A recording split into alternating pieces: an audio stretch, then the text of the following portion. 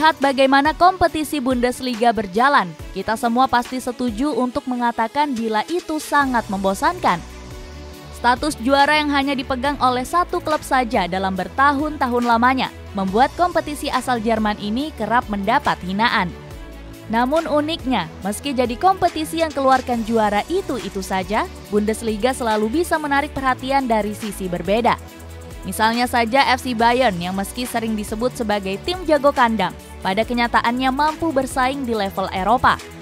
Mereka jadi raksasa yang tak boleh dipandang sebelah mata, di mana gelar juara tak jarang mampir ke lemari piala. Berikutnya ada nama Borussia Dortmund yang meski sering disebut sebagai bayang-bayang Bayern, namun tetap bisa menjadi daya tarik pemain-pemain yang tersebar di seluruh dunia, khususnya yang berusia muda. Ya, kita tahu bila Borussia Dortmund telah menyandang status sebagai taman bermain bagi para pemain muda. Mereka menyuguhkan fasilitas dan pelatihan yang ramah untuk bisa mengembangkan bakat yang sebelumnya dikumpulkan.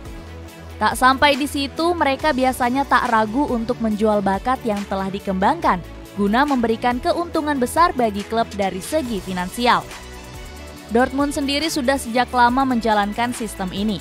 Meski pada akhirnya prestasi harus dikorbankan, keseimbangan keuangan muncul sebagai hal yang dapat dibanggakan. Di musim ini saja, Borussia Dortmund yang lekat dengan bakat muda memiliki rata-rata usia pemain 23-67 tahun. Mereka menempatkan sejumlah bintang muda, di antaranya Jude Bellingham 19 tahun, Youssoufa Moukoko 17 tahun, Karim Adeyemi 20, sampai Tom Rutte 17 tahun. Yang jadi pertanyaan sekarang adalah bagaimana Borussia Dortmund kemudian bisa kumpulkan bakat terbaik dan jadi tempat ternyaman bagi pemain muda untuk berkembang.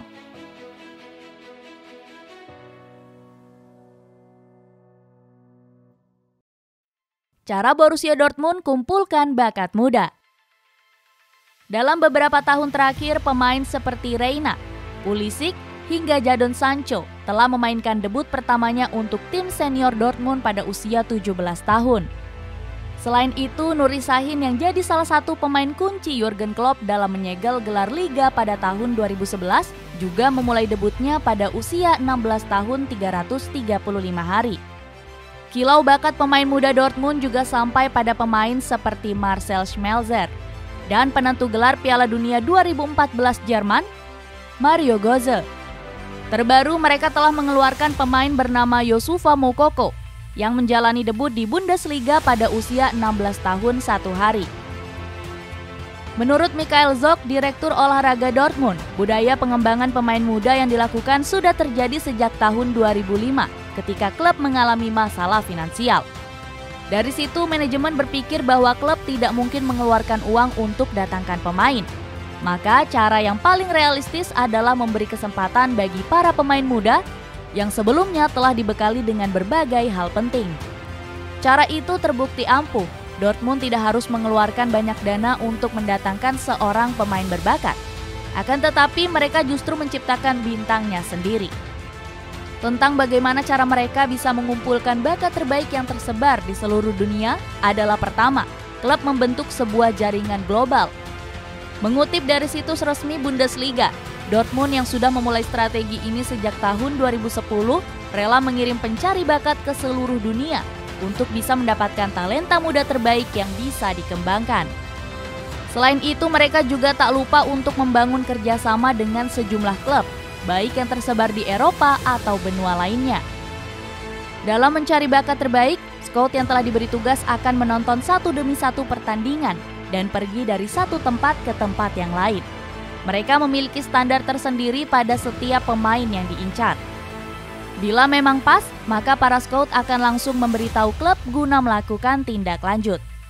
Klub berjuluk di Borussen ini biasanya telah menetapkan usia pemain yang akan dikumpulkan untuk dibina, yaitu rata-rata 16-19 tahun.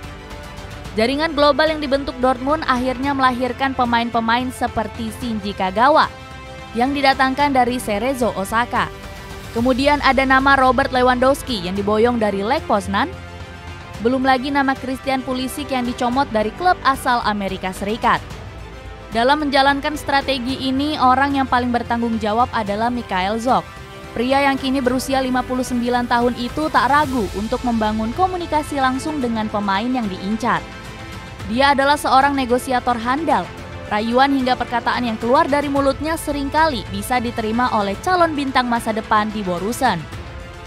Erling Haaland yang kini telah bergabung dengan Manchester City mengaku terkesan dengan pendekatan yang dilakukan Zorc semasa ia masih membela RB Salzburg. Kita semua tahu bila sejatinya Erling Haaland telah menjadi incaran banyak klub besar Eropa. Banyak yang sampai membeberkan berapa tawaran yang diajukan, namun tidak sampai membuat Haaland ingin bergabung dengan mereka. Namun Borussia Dortmund yang menyodorkan dana senilai 17 juta pounds atau setara 326 miliar rupiah malah diterima dengan baik oleh Haaland. Pemain asal Norwegia itu sampai tidak memikirkan biaya yang dikeluarkan Dortmund hanya karena dia terkesan dengan ucapan-ucapan serta pendekatan yang dilakukan klub tersebut. Dalam hal ini dia menyebut Michael Zorc sebagai sosok yang telah meyakinkannya untuk terbang ke Signal Iduna Park. Uniknya, terdapat cara selanjutnya untuk meyakinkan para pemain muda agar mau benar-benar bekerja sama dengan Dortmund, yaitu klub akan mengundang pemain tersebut untuk menonton langsung pertandingan yang tengah dilakoni klub. Pengamat sepak bola Jerman, Jesko von Eichmann, membeberkan hal ini dengan mengatakan, biasanya setiap calon pemain baru diundang ke pertandingan, sehingga mereka bisa merasakan apa arti sepak bola di stadion ini. Pemenang gelar Liga Champions Eropa tahun 1997 bersama Dortmund, Paul Lambert juga mengamini pernyataan bila seluruh penggemar dan stadion merupakan salah satu daya pikat besar yang bisa diberikan klub. Semua orang tahu The Yellow Wall.